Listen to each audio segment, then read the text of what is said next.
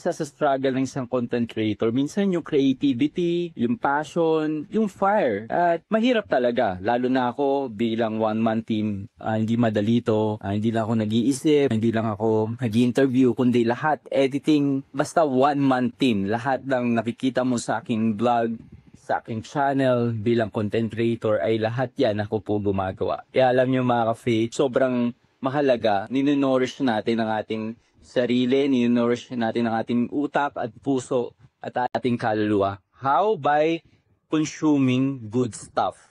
At mga ka-faith, tamang-tama dahil kung ikaw ay naghahanap ng inspirasyon, araw-araw ay pwede mong ma-download ang Halo app. Kasi nandyan yung mga kilalang Catholic podcast. Kaya mga ka-faith, i-download mo na yan ang Halo app na yan dahil malaki matutulong yan sa iyong Catholic life. So thank you and God bless.